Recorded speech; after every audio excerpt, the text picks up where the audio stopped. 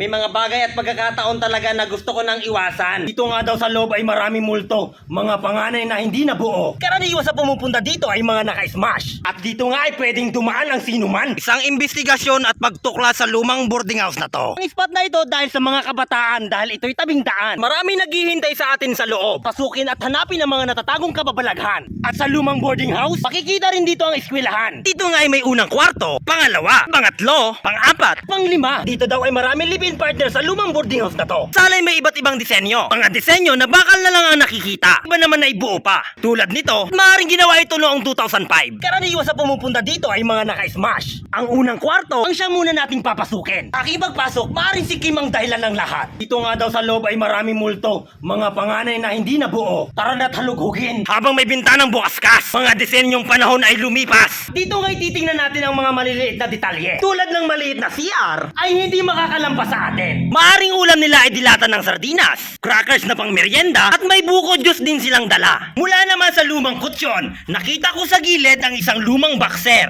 At dito nga ay meron akong nakita isang nakakatuwang ebidensya. Nung nakarang araw ay ganito din yung pabalat. Payat na kahoy ang aking kinuha. May natuklasan akong kakaiba. Halina't sungkitin ang kakaibang lobo na ito. Sabi ko sa mundo at sa mga tao, ayoko nang maghanap ng ganito. Nai-stress na ako. Kasabihin ng iba, ginatanim-tanim ko lang. May mga bagay at pagkakataon talaga na gusto ko nang iwasan. Pero nangyayari talaga na makakita ng ebidensya. Tulad nito, sa paligid kayo may mga sculpture, mga kakaibang art, nakalagay sa pader, mga kakaibang talento, ang kanilang mga pinapamalas. Pasukin naman natin ang sunod na kwarto. Isang inuming pampainit. Aking nakita, di ba Kaiser? Kung inyong nababasa, mga kahoy na marupok na. Parang yung classmate mo, di ba? Sa loob naman ng CR, isang sirang ilisin ng electric pan ang natagpuan, lumang baunan, at lumang tasa ng kapihan. Gamit ang marupok na kawayan at paghahanap ng ebidensya at kakakalkal ko ng mga basura, kita ko ang isang plastic. Parang kakaiba. Ito na ang ating hinahanap. Isang ebidensya. Talagang may nangyayaring mga kababalaghan. Tapat ng CR na ito, meron pa ditong kabilang kwarto. At malinis ko naman siyang napagmasdan. Wala namang kahina-hinalang bagay. Pang sa loob ay may mga kahoy. Ngunit wala naman yung kinalaman. Abay dito nga sa gilid, bahagyang meron yata dito nag-celebrate. Sa lumang boarding house na to ay may mga nag-check-in, taga-inquire kung pwede silang papasukin. At nandito na tayo sa huling kwarto ng pagdiskubre. Ngayon ay papasukin ulit natin. Ang harang dito sa magkabilang kwarto ay nawala na. Kapansin-pansin ang mga bagong alambre na to. Ang siyang nakaharang sa butas na pinto. At dito nga ay pwedeng dumaan ang sinuman. Dahil dito ay malapit sa eskwelahan, sa pamayanan, bilihan ng mga bagay na inyong kailangan sa katawan. Mga basag na bote, mga basura, balat ng kape, at tuyo na ugat. Ari ang sayo kapag hindi nagamit ay bumaloktot katulad dito. Sabi nga, pag ugati na, kailangan ng bumunga. Magparami, gamitin ang iyong sandata. Masamang makatitano ang bakal na to. Kapag nasugatan ka at napalapit ka dito, disgrasya ang aabutin mo. Mula naman dito sa harapan, meron din mga gamot. Ngunit hindi ko alam kung saan ginamit. Kapirasong yerong sira. Ngunit wag lang yung relasyon nyo na wag hahayaan na magkapira-piraso. Nakakalat din ang mga plastik tulad nito.